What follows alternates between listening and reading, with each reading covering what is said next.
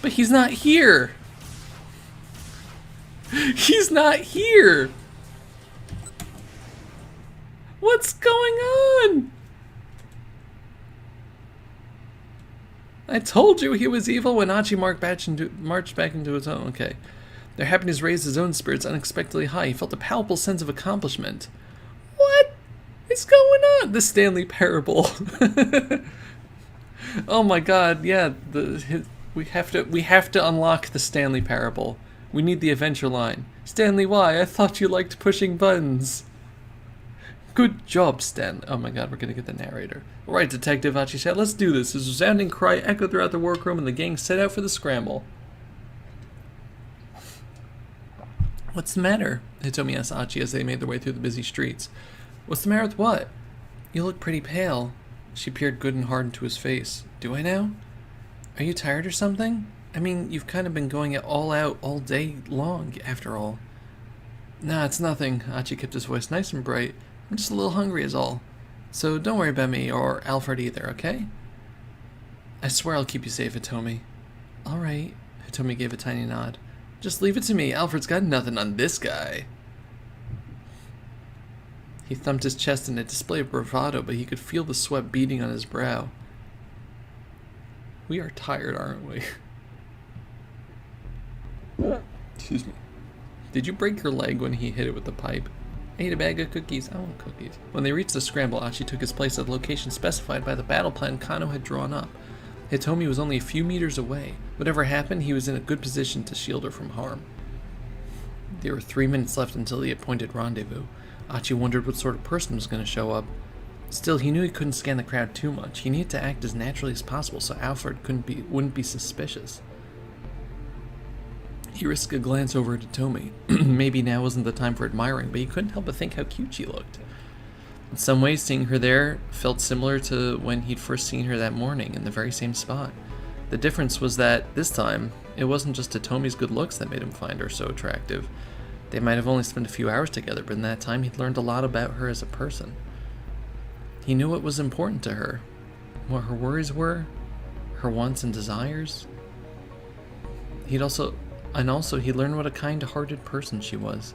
Achi recalled what had happened back in the workroom. Even though her own life had been in danger all day, Hitomi had shed tears for his father and his sister. She really understood people's grief and suffering. What do I do if I can't protect someone as good as her? Achi muttered under his breath, clutching his right leg. His shin was throbbing wickedly where the pipe had smashed against it. That's a lot to learn, yeah. He'd been okay walking so far, but any intense fighting and the leg might just give out. But he couldn't let himself worry about that now. If it came down to it, he'd be a human shield to protect Hitomi if he had to. Achi looked at his watch. Only 1 minute to go before 7 p.m. He glanced again at Hitomi and saw her eyes widen with surprise. Quickly, he followed her gaze across the plaza.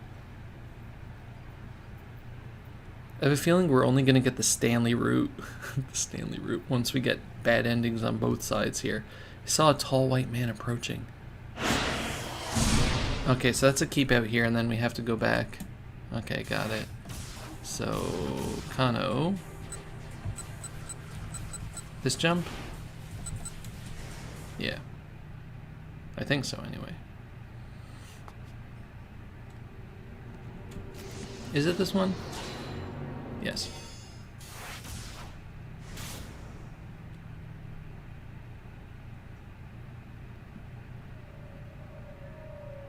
Was this guy Alfred? The man arrived in front of Hitomi and began speaking to her. Hitomi, Marie, and even Achi's father, this must be the guy who was responsible for everything. Achi felt a pressing urge to flatten him right then and there. Still, he knew he couldn't blow his cover until Kano gave the signal. Suppressing his raw emotions, he readied himself for action.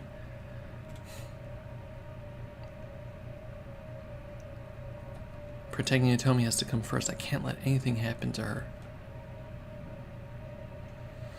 Why hasn't it happened yet? Why hasn't Kano given the signal? Freeze! Suddenly Kano rushed forward, his gun drawn. Ignoring the pain in his leg, Achi dashed for Hitomi as fast as he could. He cut in between Kano and Alfred, quickly pulling Hitomi out of danger. Hitomi! Kano shouted. Call Canaan again! Shielded by Achi now, she brought up her cell phone and dialed the number. raw emotions. Better than cooked emotions. Some time passed and there was no answer. Had there been some kind of trouble on Kanan's end? Looking increasingly worried, Hitomi tried calling several more times. Then Alfred withdrew some strange vials from the attaché case he brought. Kano's face wavered with alarm. This had to be the terrorist trump card then. Kano and Alfred were having some sort of debate. Achi couldn't hear the specifics, but tensions were clearly running high. Kano hesitantly lowered his gun. Alfred flashed a haughty, confident grin. Okay, I'm gonna... No, I don't think this jump is gonna do anything for us. It looks like time for our trump card. Susumu! Achi shouted at the top of his lungs. At his signal, the gang emerged from the crowd, moved en masse to hem Alfred in. Surrounded? Now the terrorist was visibly at a loss. You certainly don't look like police. You're right about that, Achi said. I mean, just take a look. I gathered up a bunch of people who love Shibuya more than their own lives in order to take your ass down. As he spoke, he made sure to keep Hitomi shielded behind him.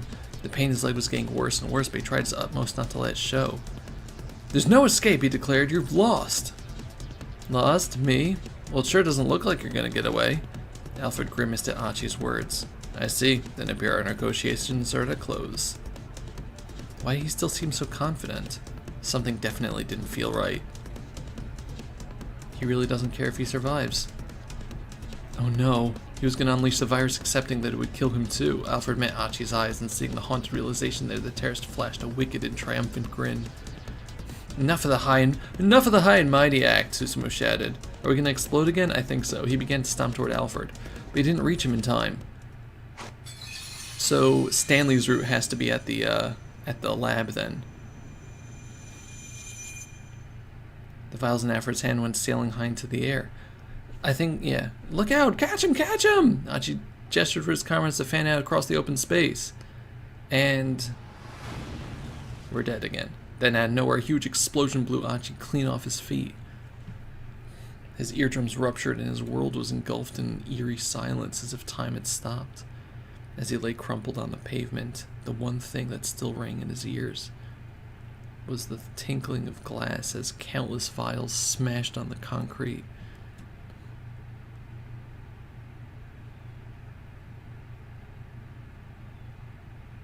Mysterious explosion. I like that there's bad end 69 was on Kano's route, and we're at 72. We somehow missed 3. Can we jump to? We can't jump to Stanley now. What the heck do we change?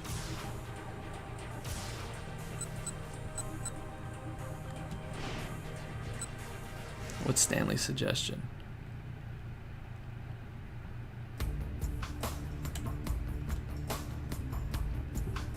Maybe this? I don't know if that changes anything. Do what you have to do and come back soon. I'm sorry, I wish I could tell you more. It's alright. I think this is the exact thing. I don't think this does anything. Kind of promise me one thing.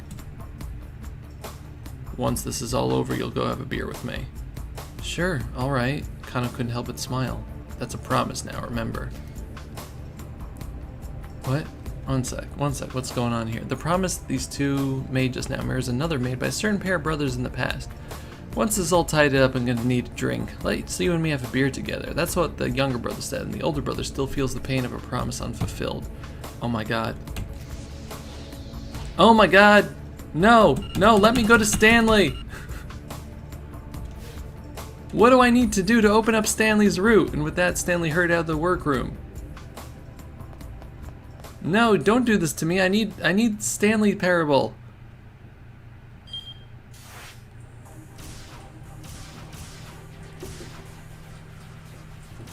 What do I need to do at 1800 to make Stanley join us?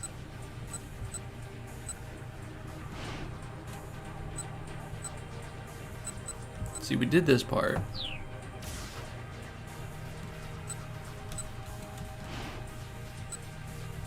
It wasn't Tateno's words. We did that. That's not going to do anything for us.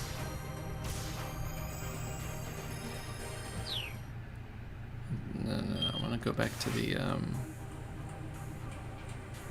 I can't go back to the thing. Okay, so...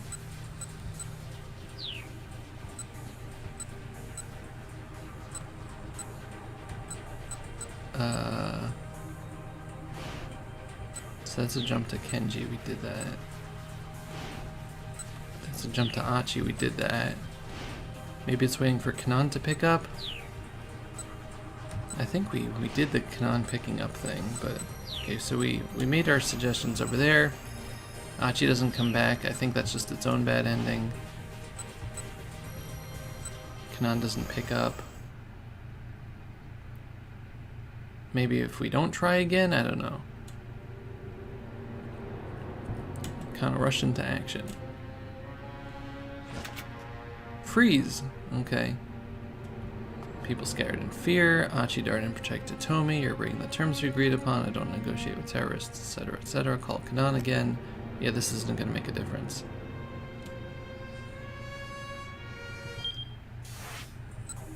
Still have the bad end there. Okay. 1 second.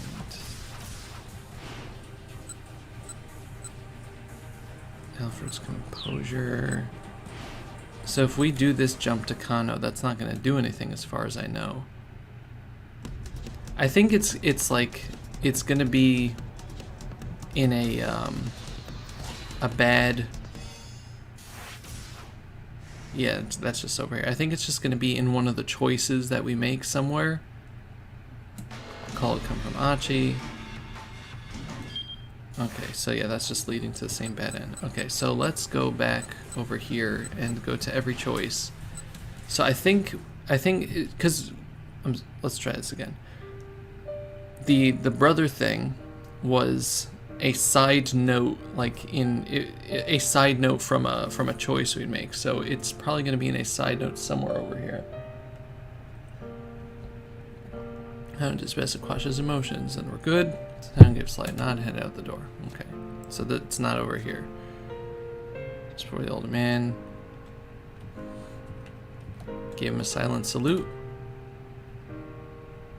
It's the breach of protocol to salute all in plain clothes without the cap. It's the best way to let him know how I feel. I'll leave the rest to you.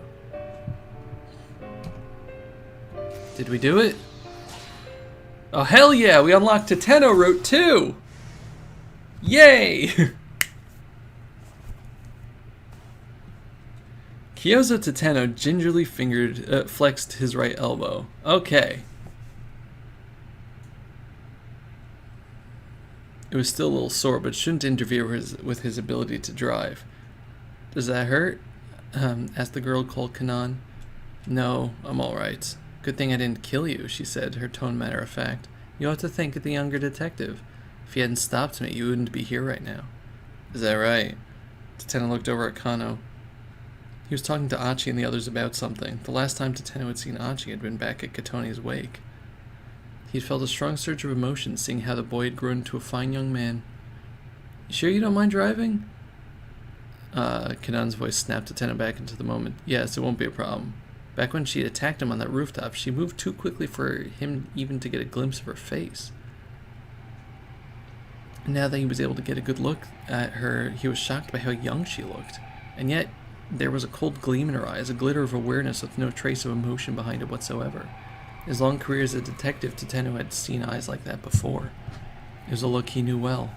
The look of someone who had killed and had done so many times.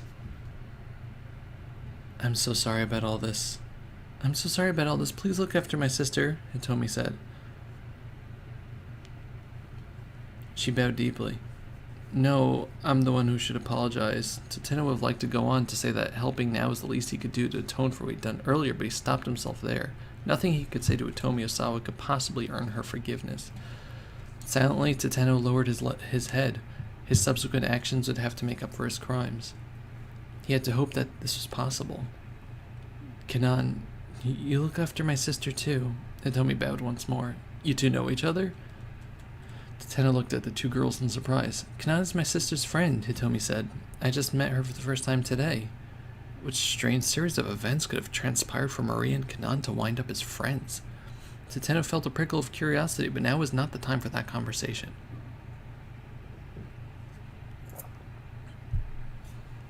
Daisuke reappeared. He had gone to fetch his car keys.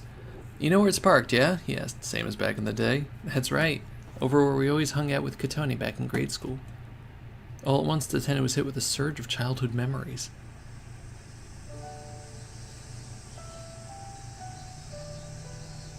The sky was a piercing blue. The droning of cicadas echoed in his ears. A refreshing breeze brought intermittent respite from the heat. During summer vacation, they spent their days here in the parking lot behind Daisuke's house. As Tateno and Daisuke played near the stairs at the side of the lot, the blazing sun beating down on them, Katone would always come along with some iced barley tea for them. The two boys would race to see who could drink theirs up the fastest. The cold and fragrant tea flowed down their welcoming throats. Most of the time, it was Tateno who would finish first. Daisuke often wound up choking and spitting his out. I'm just going to move past that. Katone would flash him a motherly and sympathetic smile. Then Daisuke would grin back at her sheepishly and fuss with his hair. I don't know where black came from. That had all been nearly 40 years ago, but Tateno could envision their smiles as vividly now as ever. There was only fond memories of his childhood.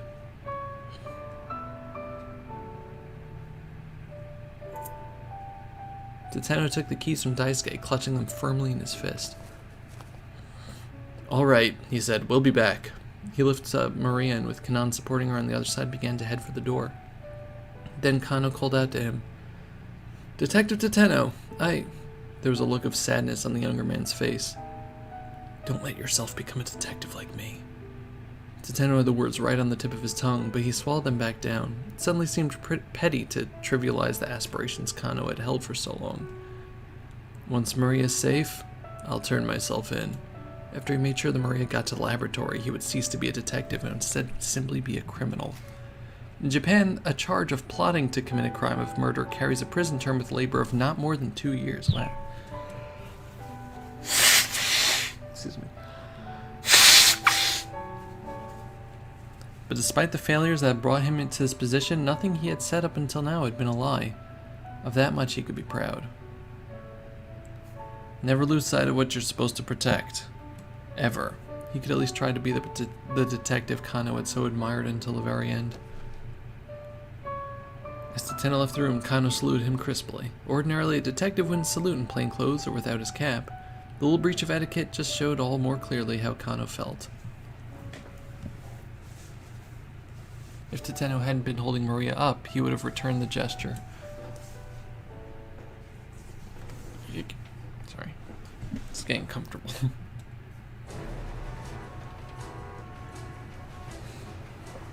Leaving Endo Electronics, Tateno and Canaan carried Maria up a hectic Dogenzaka. The parking lot was less than a minute away by foot. Before long, however, they found their way blocked by a veritable wall of people. Uh-oh. It was a riot squad with Kuze at the head. Uh-oh.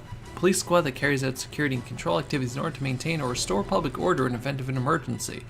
The Tokyo Metropolitan Police Department has 9 riot police units, along with a support vehicle unit, for a total of 10 such squads. These also comprise teams that carry out certain specific functions, such as the Explosive Ordnance Division and Chemical Defense Unit.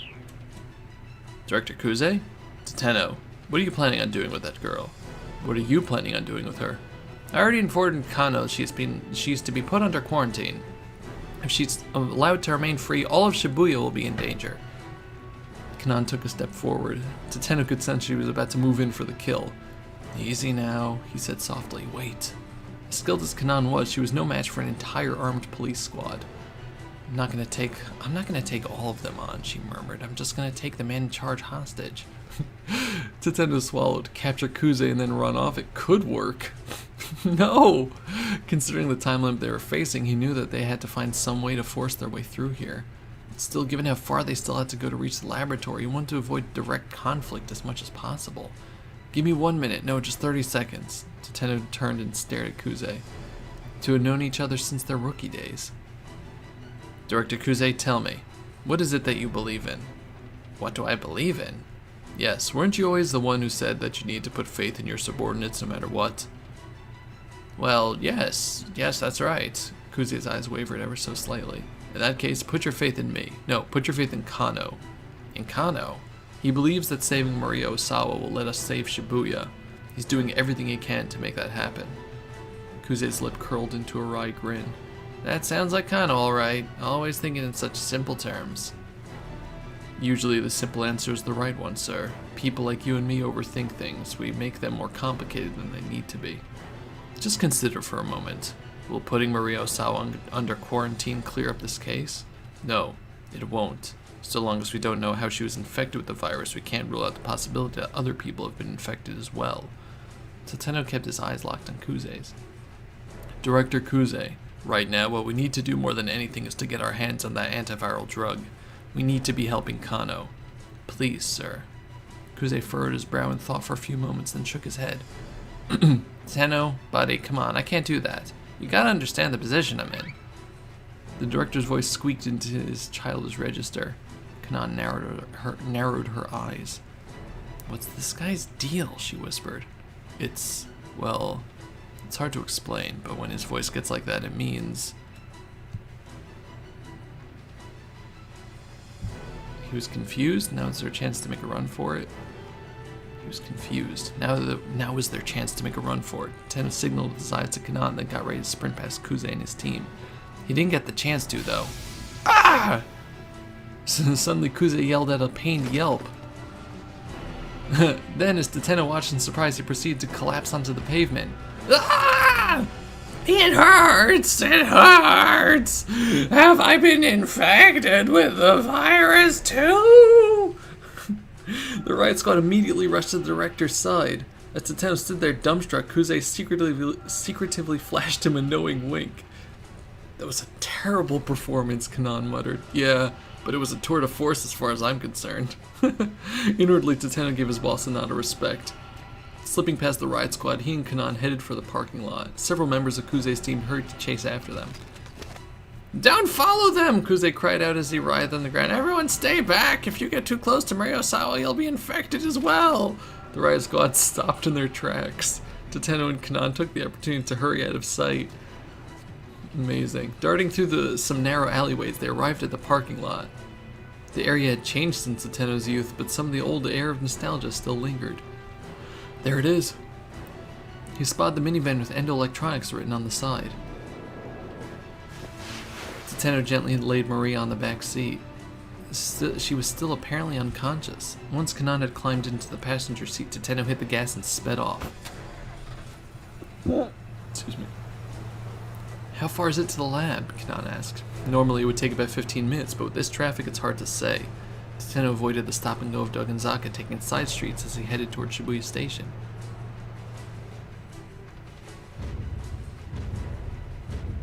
Uh-oh.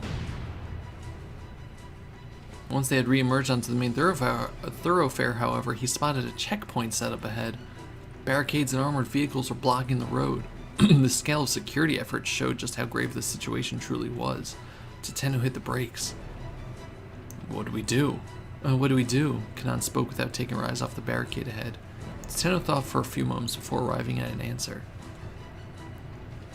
We're gonna plow on through! Break on through to the other side!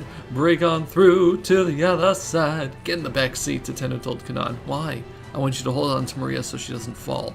A feisty grin came to Kanaan's face. You got it. Break on through, break on through, break on through to the other side! It's do or die now. Tateno clenched his teeth as the van picked up speed. Then a patrol car came roaring out of a nearby side road. What the? Reflexively, Tateno eased up on the gas. The police cruiser cut in front of the minivan, turning to head right toward the roadblock. Crashing into the barricade, it plowed on through, not stopping until it slewed up onto the curb beyond. Oh my god. Oh my god, the car's impact had made enough space for another vehicle to slip through in its wake. Alright, here goes! The minivan barreled on through the checkpoint. Tateno wondered who in the world has been driving the cruiser. I'm assuming that's Kuze again, I don't know. Tateno's phone rang and he picked up as he sped onward. Were you able to break through safely? It was the voice of Detective Kajiwara. Oh my god, no! Were you able to break through safely? Hey! Tateno thought he was at the Osawa residence. The patrol car just now, was that you? A call came in from Task Force HQ saying that Kano had found Maria. I figured maybe Kano was planning to take her to Okoshi Pharmaceutical, and so I thought he'd need to make his way through one of the checkpoints here. Banana Man!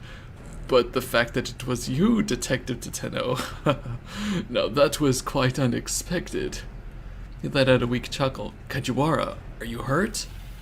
No, don't worry about me. Just please help Maria. I made a promise to her father that I'd save his daughter no matter what.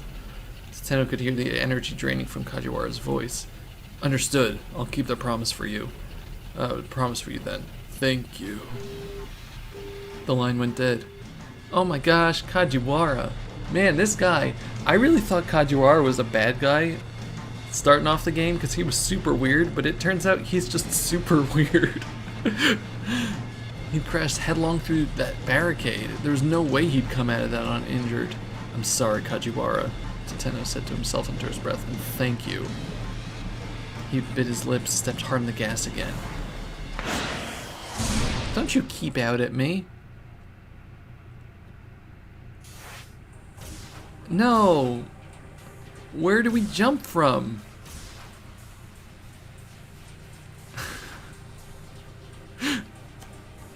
See, us weird people are people too.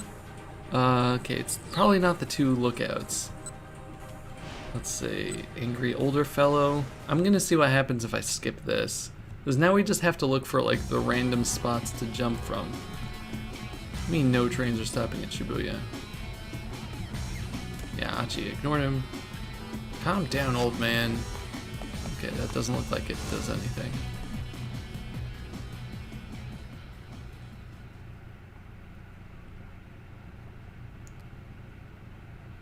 Okay. So let's see over here. One of these is gonna lead us back to Tateno. Do we have to shove them aside?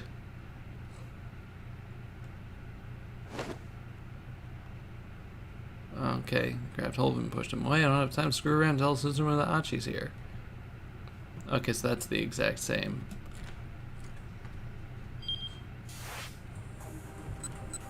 Oh no, it's not. How did that change things?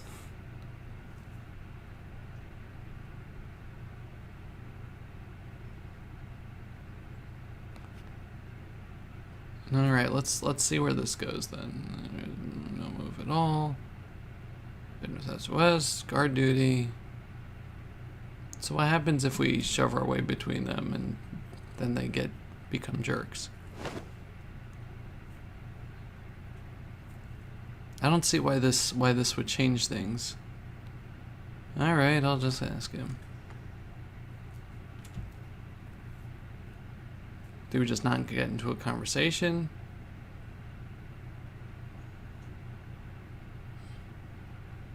No, this is all the same.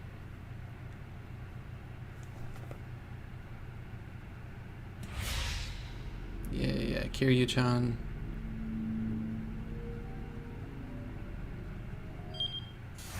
Okay, so no, this is on a keep out now. What? What changed here? That's a keep out now, and this is up over here. Oh, I can jump to the Tateno from here. No, I did that. Right, yeah, no, we did that. I'll leave the rest to you. Tateno looked going on to the last over leaving the workroom. Now we did that part. You know, Tateno disappeared. Kano remained for a long time in attention. His fingertips pressed to his temple. He squeezed his eyes shut, but still the tears had been holding back poured down his cheeks.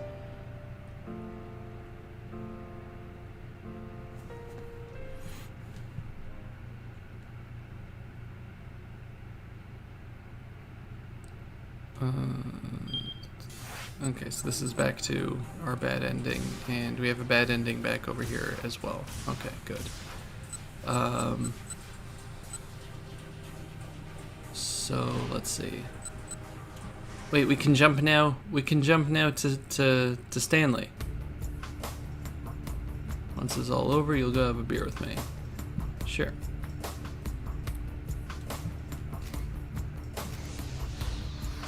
Yay! We can jump to Stanley now that we've started the Tateno route. I'm sorry, that says Jack.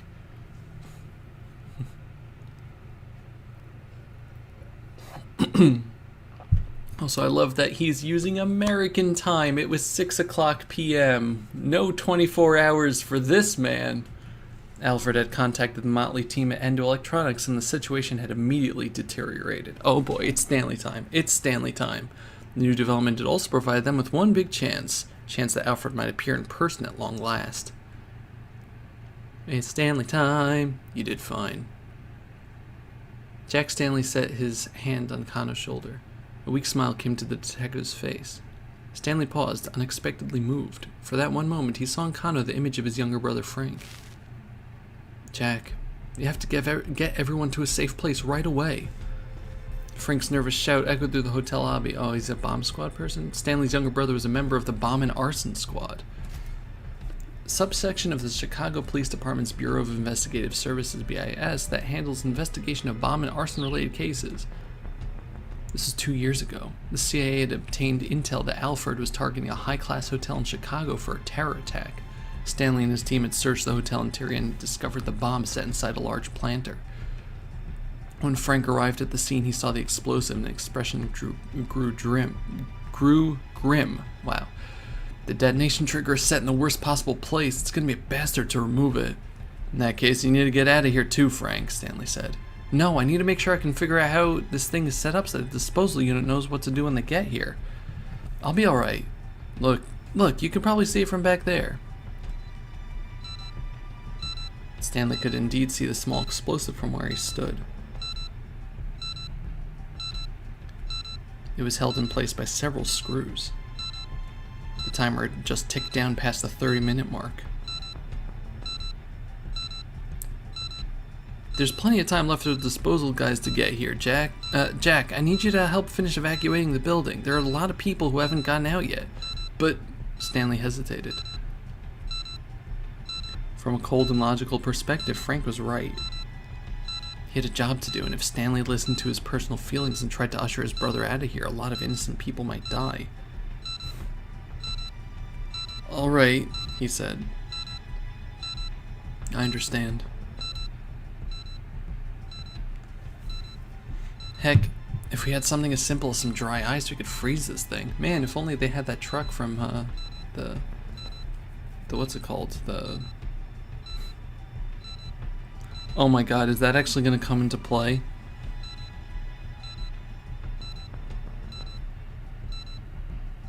Is the Angels faulty dry ice machine actually going to come into play in this game? No way. They're Chekhov's gunning the hell out of this plot point right now.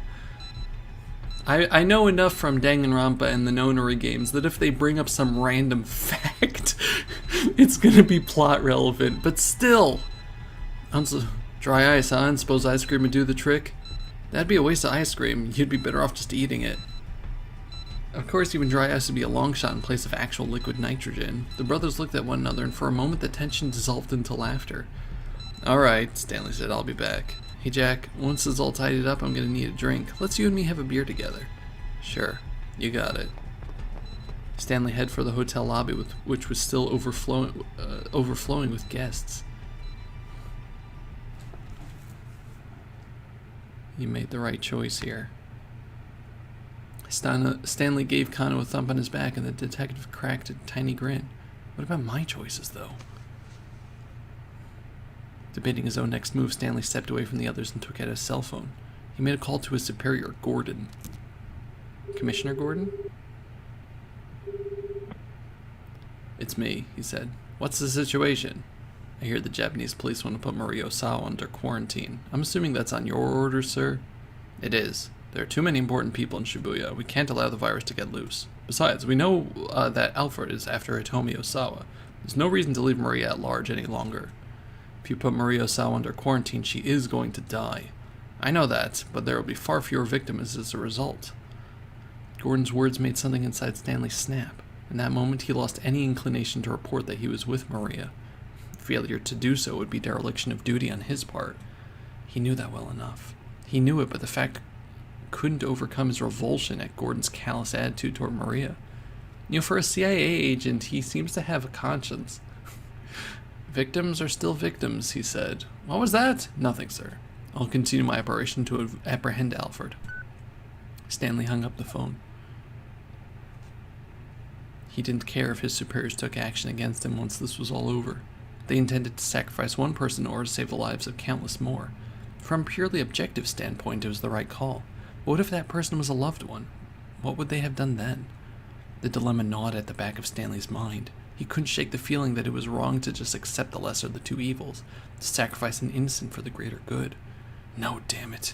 He would save that one life, and then the lives of the many, and then the lives of the many. He needed to find a way to avoid the so-called easy way out, no matter what it took. He wasn't about to add a second big regret to his life. Not this time. Saving Maria was the right thing to do. His judgment wasn't wrong, of that he was sure. He reaffirmed that to himself inwardly, over and over. Man, okay. Kano was watching Tateno prepare to depart. The group had put together a reasonable plan of action. Tateno and Canaan would head to the lab with Maria and attempt to get the antiviral to her. Stanley would accompany Kano and the others to the Scramble to apprehend Alfred. It was a two-pronged plan of attack. Still, could they really count on things going as smoothly as Canaan had suggested? Stanley thought back to her earlier words. Once Alfred made contact with Atomi, call my cell phone. I have plenty of information Alfred might want to bargain for. I can negotiate with him directly. That meant that getting the password hinged on whatever deal they struck. What sort of thing might Alfred request in exchange? Stanley cast a thoughtful look at Canaan. And she was helping Tateno to carry Maria out of the room. Stanley doubted she'd answer if he just asked her what the bargaining chips were. He held his tongue, watching as she left with the others. Whatever else happened, he needed to focus on capturing Alfred. He glanced at the monitor displays in the workroom. The disembodied sound of Alfred's voice from earlier crept back into his mind. I will appear at the rendezvous in person. After all, it wouldn't do for the star of the show to miss the final curtain. Those words notwithstanding, it seemed absurd that Alfred would actually show up in the flesh. Nationality, age, sex, so much about the terrorist mastermind was shrouded in mystery. Why would someone who had hidden so well for so long ever reveal their true identity? And yet, Alfred had gone out of the way to claim that was precisely what was about to happen. It almost seemed like he'd made turning up in person a major selling point of the deal. I'm looking forward to meeting all of you then. There was no doubt about it. Alfred wanted them to expect him on site and in person. So why would that be? He's using himself as bait to lure me and Canaan out. This is a near-perfect opportunity to wipe out the two people who are gunning for him the most. That being the case, how might he attempt to kill me once I'm at the Scramble? Stanley felt a sudden flash of insight. No, something was off here. His thought process was running well, each deduction logically following from the last. But at a time like this, that could very well be a dangerous thing. Alfred may well have anticipated where his logic would lead. Stanley needed to assume that any clue he thought he'd found was something Alfred had left behind on purpose. So, maybe the suggestion that the target would come to the scene was a different kind of trap. At the risk of sending himself in circles, Stanley decided to rethink the whole case from the ground up. What was the single strangest part of this whole thing? Aha, there we go. Why had Alfred put an amateur like Daisuke Endo in charge of the kidnapping? Sure, being able to get a heart for his daughter gave Daisuke a strong incentive, but there still had been a reason why he'd been chosen. If the kidnapping had failed, what would have happened then? Of course, this was Alfred they were dealing with. Maybe the possibility of failure was somehow part of the plan. Hell, Daisuke had managed to accidentally kidnap Maria instead of Hitomi, hadn't he?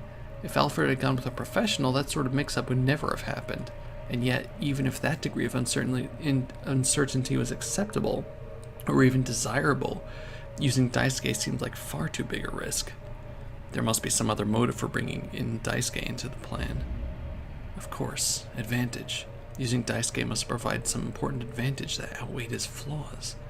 It was the only thing that made sense, which meant the reason Alfred had Daisuke carried out the kidnapping was to carry out some other objective. He'd set up the kidnapping, devised the ransom relay, and kept the full attention of the police on that, all the while Alfred himself was working toward his true goal, getting Hitomi's blood.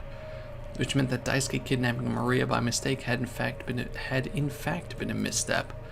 That was why, in the end, Alfred had proposed trading the password for Hitomi's blood. Could that really be it? Stanley decided to take it up with the man himself. Mr. Ando, let me ask you something. Did you know Hitomi had a twin sister before the kidnapping? I didn't know. When did you find out? After I had Maria kidnapped, the organ trafficker took one look at her and said I had the wrong girl, said I was supposed to have abducted the younger one. He never mentioned Hitomi having a twin before all this started? No. If I had known, I'd have been a lot more careful. Alfred had certainly known that the Osawa girls were twins, but despite the added risk the fact implied, he hadn't told Daisuke. There was only one logical conclusion. Daisuke's mistake hadn't been an accident. Alfred had intended for the wrong sister to get kidnapped. Huh. Where the heck is this going?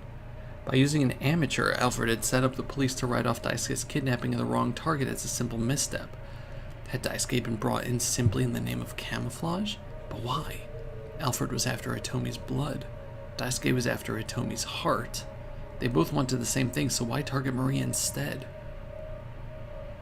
Stanley's train of logic had run out of steam again. Still, he was sure he was on the right track. Okay, so my theory is that he doesn't care about Maria's blood at all.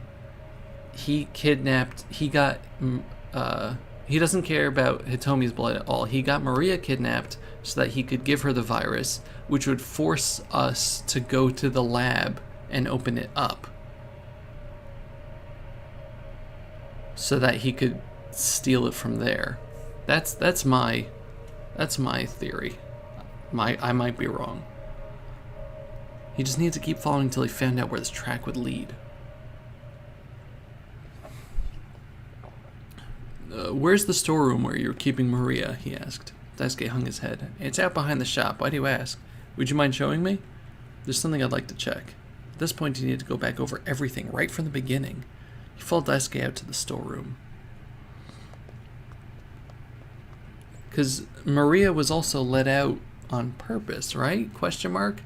Speaking of the storeroom, Daisuke said as they were walking to the back part of the building, there's something I've been wondering about. Just how did Maria manage to escape in the first place? You're certain you locked her in? Stanley asked. Excuse me. Daisuke nodded. At 8 o'clock this morning, the organ trafficker came by to check up on her. I made sure to lock the place back up after he left. I see. That visit must have been when Maria was injected with the UA virus. Makes sense based on our working timeline of when we expected her to go symptomatic. When they got to the storeroom, they spotted the padlock that had held it shut lying broken on the ground. Daisuke picked it up and then opened the storeroom door. Ah, look at this mess. It was obvious immediately that that merchandise had been stolen. I doubt Maria did this, Daisuke said. Maybe some thieves broke in? He made a quick inspection, assessing what had been taken. Some digital cameras and laptop computers were missing. Were those the SOS thugs that stole it? This looks like the work of some local thugs. This kind of thing has happened to me a few times before. Daisuke let out a sigh of exasperation. Stanley, meanwhile, was carefully looking around inside the storeroom. Where did you have Maria Osawa? He asked. Behind those cardboard boxes.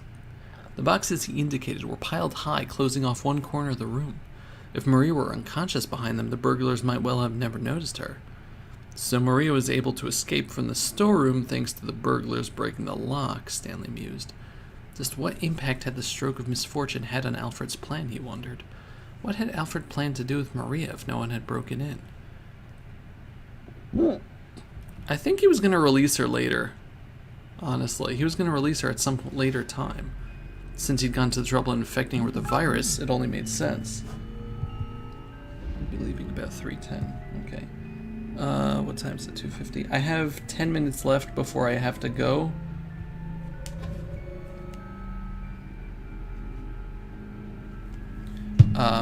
But we'll try to get as far as possible in those 10 minutes. And then I need to go to, like I said at the beginning of the stream, I have an appointment for a thing that should hopefully not take too long.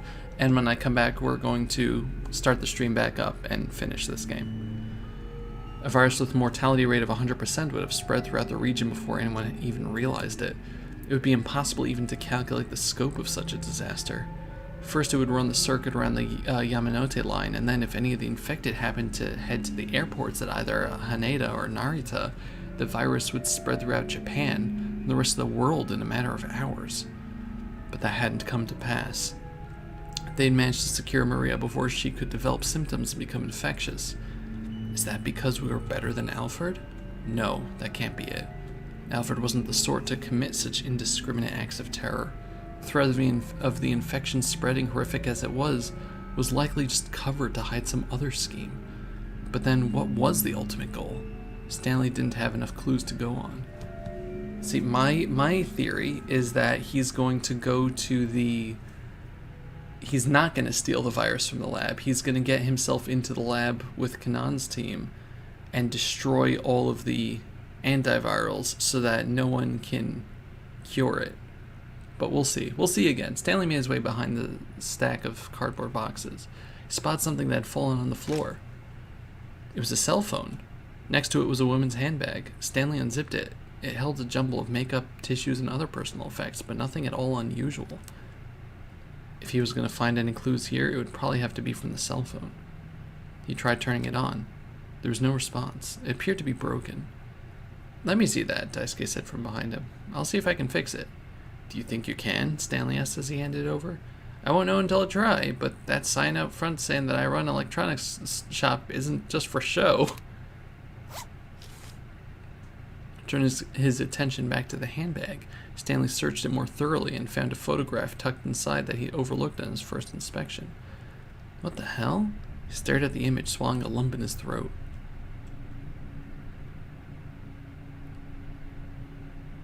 What is it? No, don't you do this to me. Don't you do this to me. Okay, you know what? If we're at this keep out here, I think this is a perfect time to stop.